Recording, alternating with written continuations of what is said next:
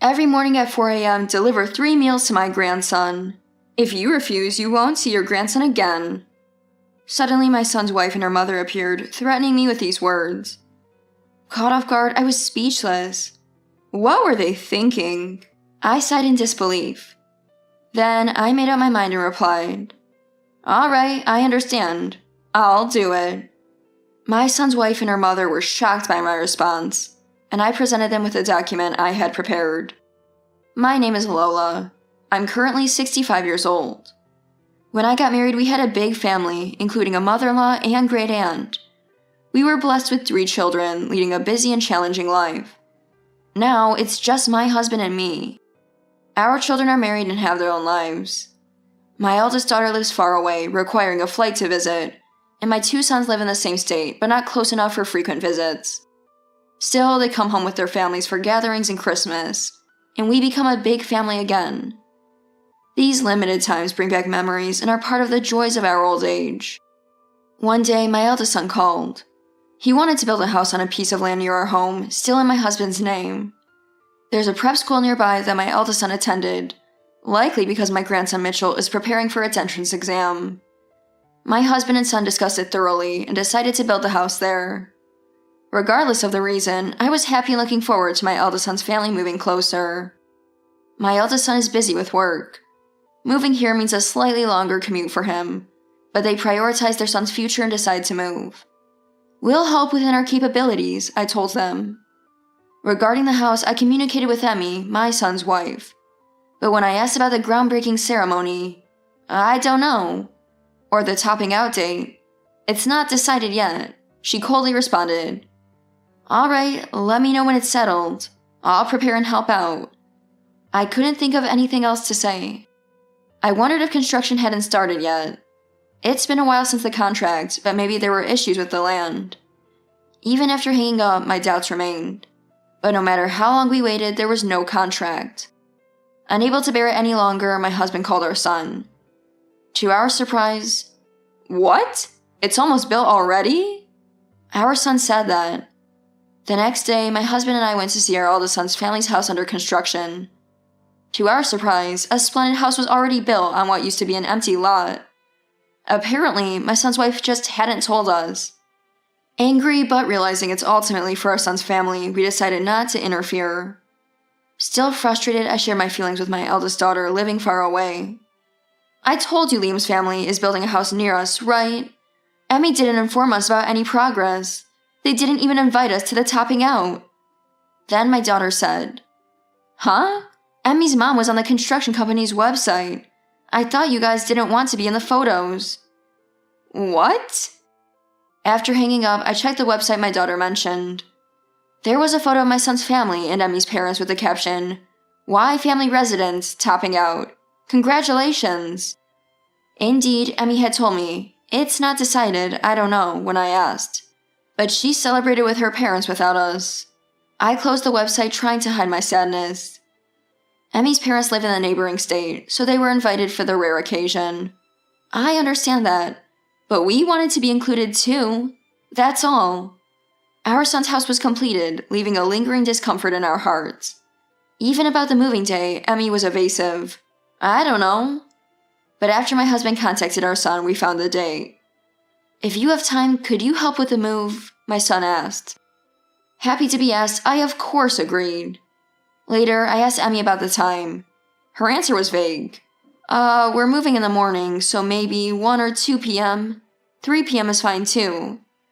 The time was uncertain. "So I'll come after 2 p.m. I don't want to arrive too early and add to the chaos if things are still scattered. Emmy might not know what to ask for help with." "But any time is fine, but if that's what you want, then okay," she coldly replied. I was looking forward to them moving in, but it seems it won't be as I imagined. A few days later, the moving day arrived.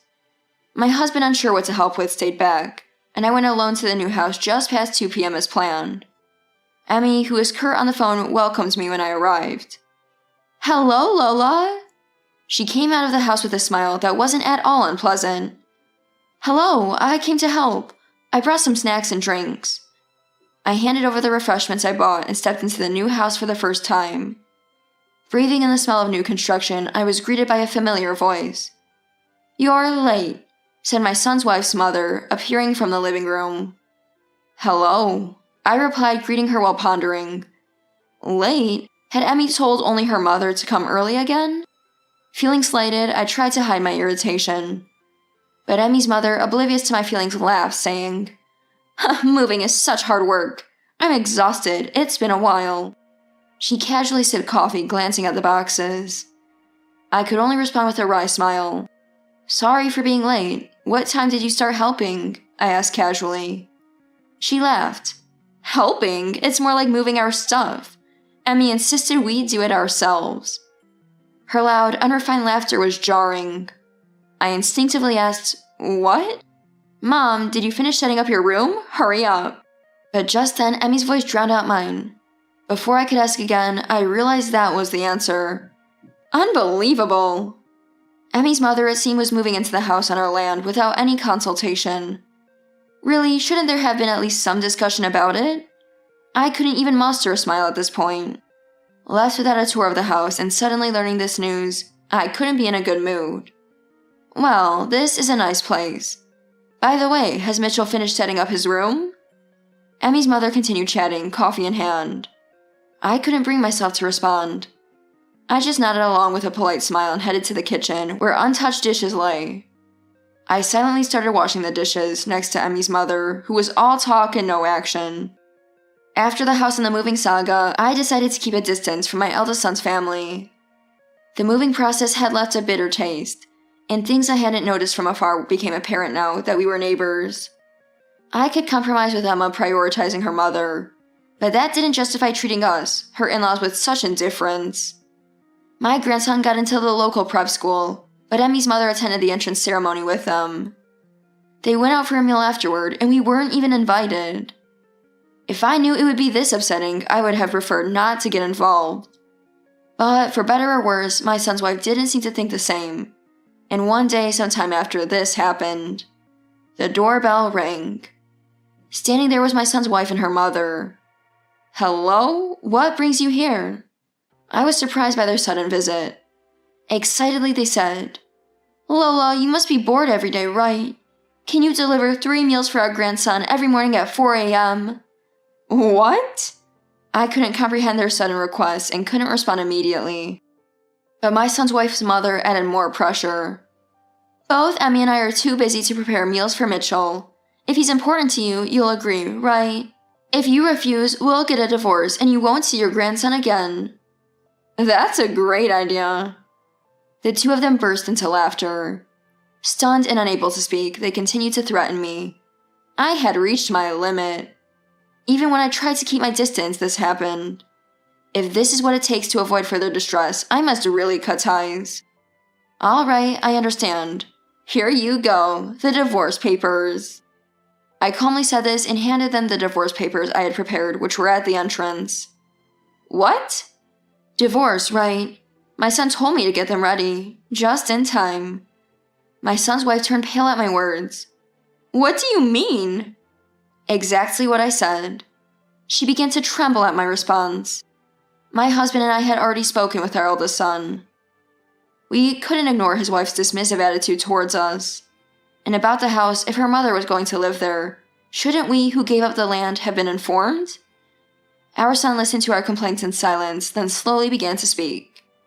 "Actually, I didn't know about Emmy's mom living with us." "What?" My husband and I were shocked by our son's words.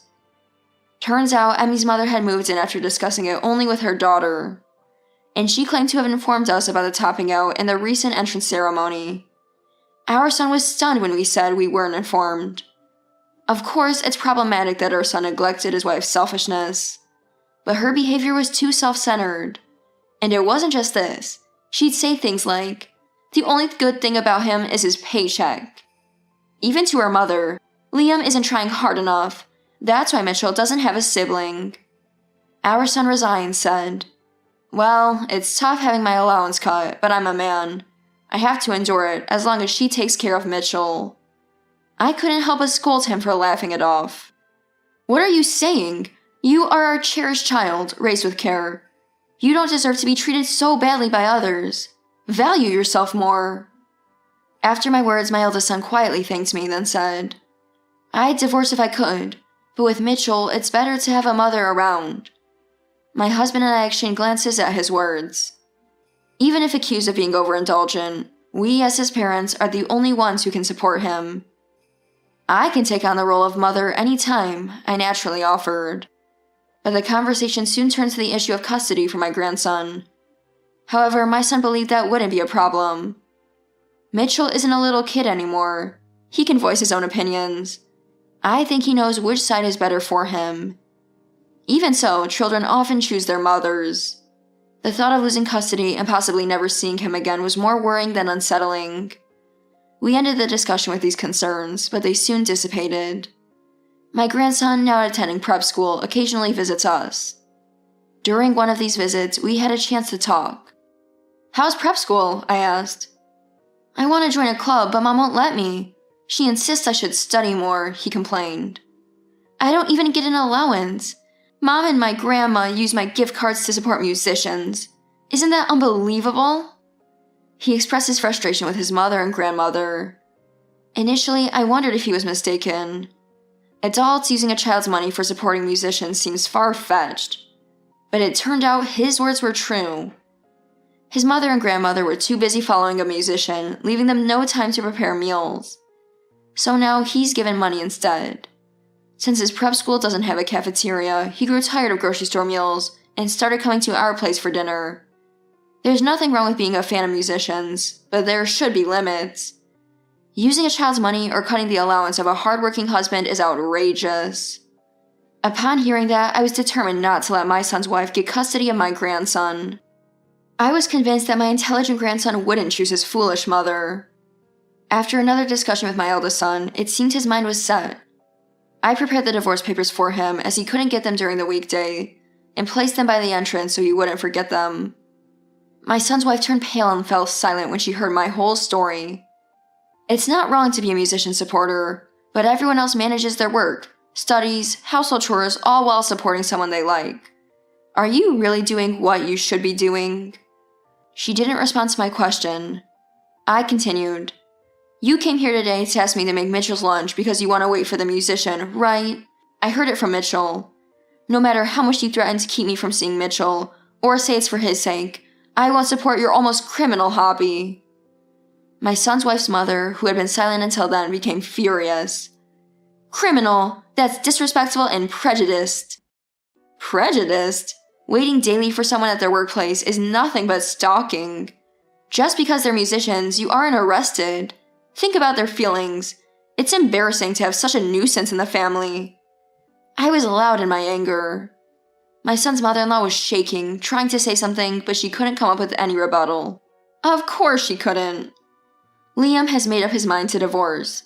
Even if it goes to court, my husband and I will fight for Liam and Mitchell. Today was a good opportunity to tell you that. Maybe we'll meet next in court? I left those words behind, ushered the two stunned women out of the entrance, and locked the door. I felt relieved having spoken my mind. Wait! I heard my son's wife call out, but I had no reason to wait for her. They must have never imagined today turning out like this. They probably expected me to accept their proposal and deliver meals 3 times a day. The grandson gets to eat nutritious meals and saves on food expenses. They must have thought they were lucky, but they had always had their way until now. It's time for them to learn that life doesn't always go as planned. There was no more noise from the entrance. They must have given up and left. That day, as usual, my grandson came over after school. I called my son to tell him about the afternoon's events. He hadn't known about the supporter issue, and was deeply remorseful, apologizing to his son with tears. Hearing my grandson say, "Dad, you're not at fault. I'll be fine without Mom, so just divorce her quickly," made my son realize he needed to divorce as soon as possible. Having been controlled by his wife until now, my son immediately canceled his credit cards and changed the bank account PIN the next day. He hired a lawyer and conveyed to his wife and her mother, "If you don't agree to the divorce, you must repay all of Mitchell's money immediately." The amount exceeded $10,000. It was a sum the unemployed pair couldn't repay, a proposal made with that understanding. Though relinquishing my grandson's savings was regrettable, there was no other way. Pressing charges for embezzlement was possible, but unlikely to result in compensation, and we thought it better for my son and grandson's mental health to sever ties completely. My son's wife, despite her protests, eventually had to sign the divorce papers, and the divorce was surprisingly smooth.